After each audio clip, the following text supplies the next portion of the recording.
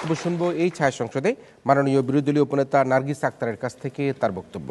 এমনই একটি প্রেক্ষাপটে দাঁড়িয়ে আজকের প্রধানমন্ত্রী কর্তৃক উত্থাপিত প্রস্তাবটি হচ্ছে অর্থনৈতিক সংস্কারই পারে শ্রীলঙ্কার বর্তমান সংকট দূর করতে, যেটি কিনা একটি লোক দেখানো প্রস্তাব হিসাবে আমার দলের নেতা প্রমাণ করে গেল। আমি আবারও প্রমাণ করে যাব এটি আসলে একটি লোক দেখানো প্রস্তাব মাত্র।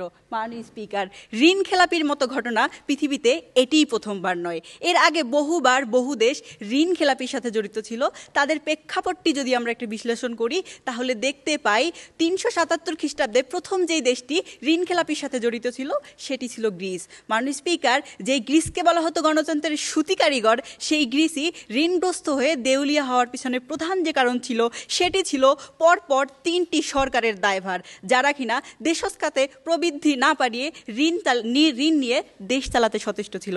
সেটিকে আমরা কখনোই একটি স্থিতিশীল সরকার বলে আখ্যায়িত করতে পারি না। মাননীয় স্পিকার লক্ষ্য করুন, ঠিক একইভাবে শ্রীলঙ্কার সরকার, যেটি কিনা একটি পারিবারিক অনুশাসন বলা চলে, তারা দেশজ খাতে প্রবৃদ্ধি না বাড়িয়ে ঋণ নিয়ে বড় বড় প্রজেক্ট তৈরি করলো এবং পরবর্তীতে তারা গলা অবধি ঋণ নিয়ে নিজেদেরকে দেউলিয়া হিসাবে ঘোষণা করলো। তাহলে মাননীয় স্পিকার, এই দুর্নীতিগ্রস্ত সরকার, এই অসাধু সরকার পরিবর্তন না করে আমি কিভাবে অর্থনৈতিক সংস্কারের মাধ্যমেই বর্তমান সংকট উত্তরণ করব? প্রশ্ন রইল, আশা করি উত্তর দিয়ে যাবেন। মাননীয় স্পিকার, যেই শ্রীলঙ্কা ছিল কৃষিখাতে স্বয়ংসম্পূর্ণ, যেই দেশ কৃষি পণ্য রপ্তানি করে মধ্যমায়ের দেশে পরিণত হচ্ছিল, ঠিক তখনই শ্রীলঙ্কার সরকার কি করলো? কৃষি ব্যবস্থায় পরিবর্তন আনলো এবং কৃষি ব্যবস্থায় পরবর্তীতে দেখলাম ধস নামলো। এটি কি সরকারের অব্যবস্থাপনাই দায়ী নয়? তাহলে কিভাবে অর্থনৈতিক সংস্কারের মাধ্যমে আপনি বর্তমান সংকট উত্তরণ করবেন? মাননীয় স্পিকার, আর কত উদাহরণ দিয়ে বুঝে যাব যে অর্থনৈতিক সংস্কারের মাধ্যমেই বর্তমান সংকট উত্তরণ করতে পারে না? মাননীয় স্পিকার, 1953 সালে দুটি দেশ যখন বিভক্ত হয়, একটি উত্তর কোরিয়া এবং একটি দক্ষিণ কোরিয়া, 60-এর দশকে সব থেকে গরিব রাষ্ট্র ছিল এই দেশ দুটি।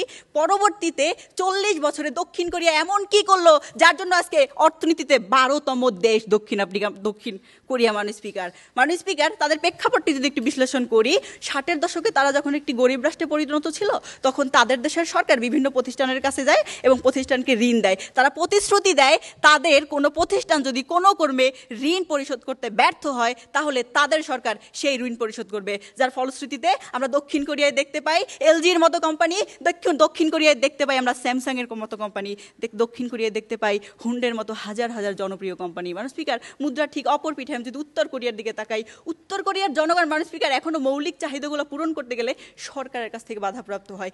এই উত্তর কোরিয়া দক্ষিণ কোরিয়া উত্তর কোরিয়ার থেকে 60 গুণ বেশি উন্নত। তাহলে কি একটি দেশের উন্নয়নের জন্য একটি স্থিতিশীল সরকার দায়ী নয়? মাননীয় স্পিকার, যে শ্রীলঙ্কা 2020 সালে জিডিপিতে ছিল পৃথিবীর 66তম দেশ, পরবর্তীতে এক বছরে এমন কি হলো যার জন্য তাদের অর্থনৈতিক সংস্কারের মাধ্যমেই বর্তমান সংকট উত্তরণ করবে? মাননীয় স্পিকার, আমরা কি চোখ থাকতে অন্ধ? আমরা কি দেখতে পাই না গোটাবায়া রাজাপাকসের একনায়কতন্ত্র? আমরা কি দেখতে পাই না যেখানে শ্রীলঙ্কার সরকার হাজার হাজার কোটি টাকা দুর্নীতি করে? আমরা কি শুনতে পাই না শ্রীলঙ্কার জনগণের আর্তনাদ, যে এই দেশে এত পরিমাণ চা রপ্তানি করে বিদেশে, তাদের দেশে 100 টাকায় 1 কাপ চা কিনতে হয়, তাদের দেশে ধান রপ্তানি করে সেই দেশে 500 টাকায় 1 কেজি চালের জন্য রাস্তায় দাঁড়াতে হয়? মাননীয় স্পিকার, তাই মাননীয় স্পিকার, এই সরকার যদি পরিবর্তন না হয়, একটি স্থিতিশীল সরকার না আসে, তাহলে শ্রীলঙ্কার বর্তমান সংকট কোনোভাবেই উত্তরণ হয় না। তাই আজকের এই সংসদে এই প্রস্তাবটি যদি গৃহীত না হয় তার জোর দাবি জানাচ্ছি। মাননীয় স্পিকার, এই পর্যায়ে আমরা বক্তব্য